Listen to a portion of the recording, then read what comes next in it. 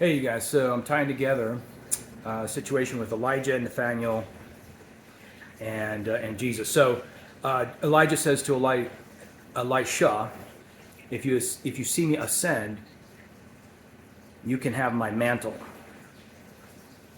So he ascends, the mantle descends upon Elisha, and he strikes the water, does the miracle, and people say, "Oh, I get it. The spirit of Elijah is upon you."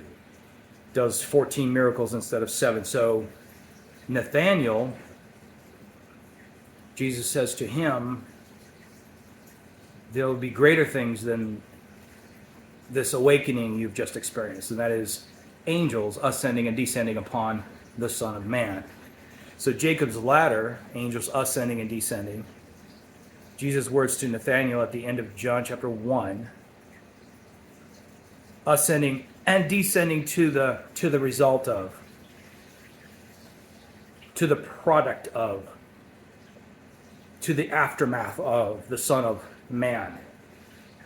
Linking that to Matthew chapter 10, I think it's verse 23,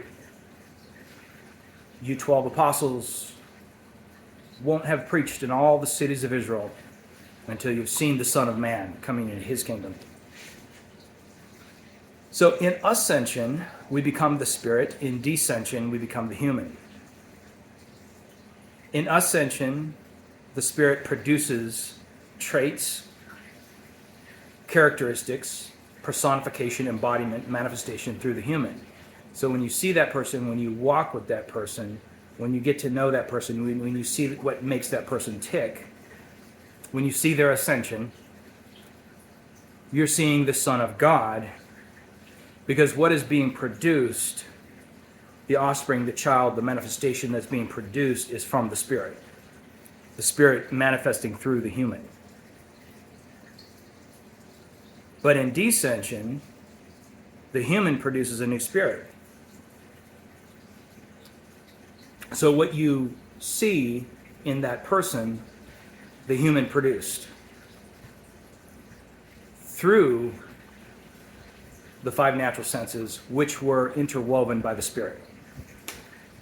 So ascension and descension. Okay, so in ascension, everything is about vision. In descension, everything is about process.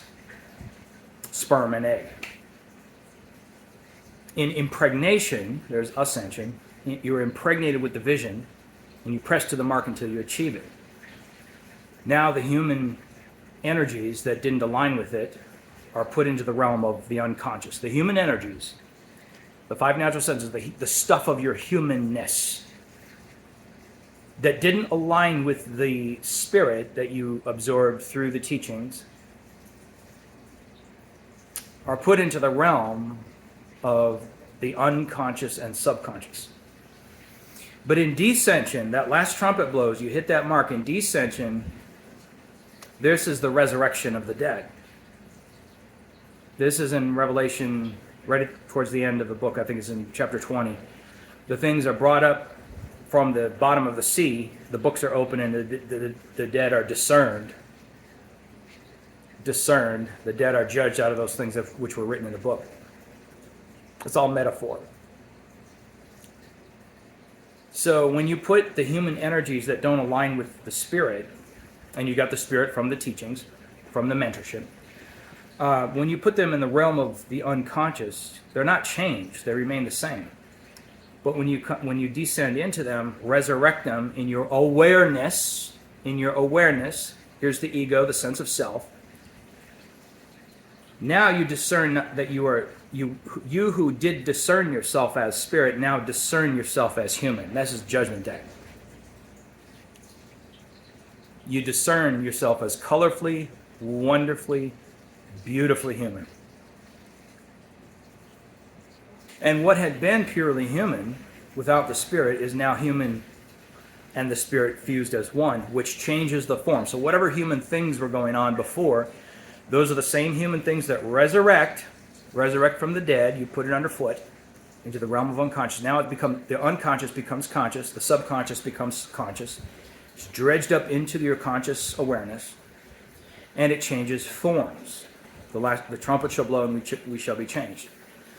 But when it changes forms, the human being, the five natural senses, the Eve properties, the mother of all living, the human discerns itself as the power of choice. So the ascension and descension could be from anything. It could be from Elijah to Elisha, nationalist, Jewish nationalist prophets. Or it could be Isaiah, Obadiah, Hosea, Jesus, harmonization. Solomon, harmonization, rather than hierarchy of nationalism. It could be a Jim Jones cult, ascension and descension, where you become of the same mentality as Jim Jones or David Koresh. It could be an unhealthy, overly harsh Pentecostal cult, or it could be a healthy grace theology, or it could be activism, Gnosticism, Hermeticism, Kabbalah, whatever. Every spiritual path has ensorcelled within it, has within its destiny an ascension and a descension. An ascension where you become the spirit, and a descension where you become the human. And when you become the human and you recognize this judgment day, I discern myself as the power of choice. Now you are not a chosen one, but a choosing one. And you now choose. You were no thing other than the Spirit, and now you are all things. The Father hath given me all things, Jesus said after the resurrection. So you now choose from the all things what you will do, say, and become. And you will allow no spirit of your mentor, no spirit of a literature, of a holy book, no spirit gets any say. You get the say because you are the human with the Spirit interwoven within it. You're no longer yielded to the Spirit, and the Spirit isn't yielded to you, but the two have become one. And this is where spirit and soul have fallen in love with each other. Spirit awareness and self-awareness have fallen in love with each other, fused to create the product called the Son of Man. So in Eden, you just received everything the mentor gave you. Tree of the knowledge of good and evil, you are discerning. So tree of the knowledge of good and evil would be like if Timothy and Titus. You remember Paul was beheaded by Rome in 62 AD. If they said, well, okay, we're weighing things out, we're discerning things that, Paul gave us a lot, and we're grateful. That 1 Corinthians 13 message of love, yeah, we'll take that, but his famous last words in 2 Timothy, the woman can't preach or teach because the Eve sinned, not Adam, we're going to throw that out. That's Judgment Day. You discern yourself as a human being, and you choose between, what is healthy and what's unhealthy. Okay, so, and after that choice, you grow it up. You grow up the gold. You throw out the wood, hay, and stubble. You grow up the gold and silver within yourself that you chose. And then eventually people start noticing it. People start being affected by it in a positive way. And this is the tree of life phase, where you are a ministering angel. The 7 very human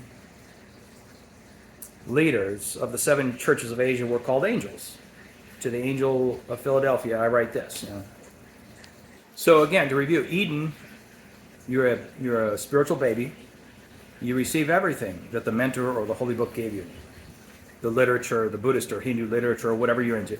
You just automatically say amen to all of it.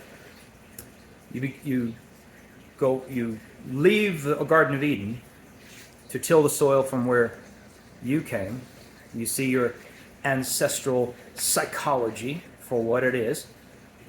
You see the strengths, the tastes, and if you see racism, homophobia, and misogyny, you integrate with it, feel all of it, and change forms.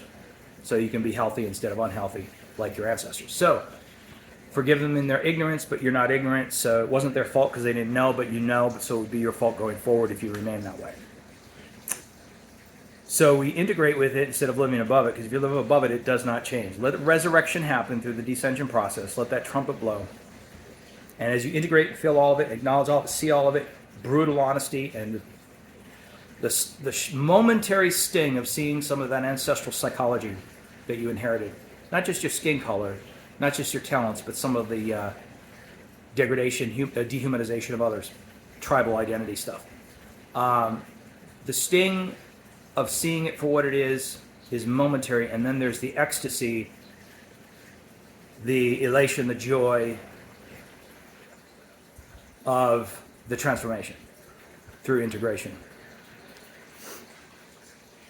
You're worried about something, your most conscious awareness, go down into that feeling in your gut, integrate with it, feel all of it, boom, it changes.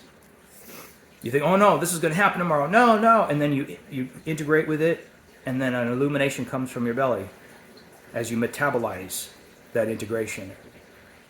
Instead of running from it, scared you're going to collapse in negative reality, instead of running from it, you face it, integrate with it, it changes, so you don't have to ever run from it again, because it'll change forms. John 5:37, you've not seen God's form, shape, KJV is shape. So the shape of your psychology changes from one thing to another thing. And that transformation is a kind of paradise, because it is something new. You become something new that you were never before. Not in the ethereal, celestial realms, and not in the 20, 30, 50, 60 years you've been on earth. You become something new. New to you.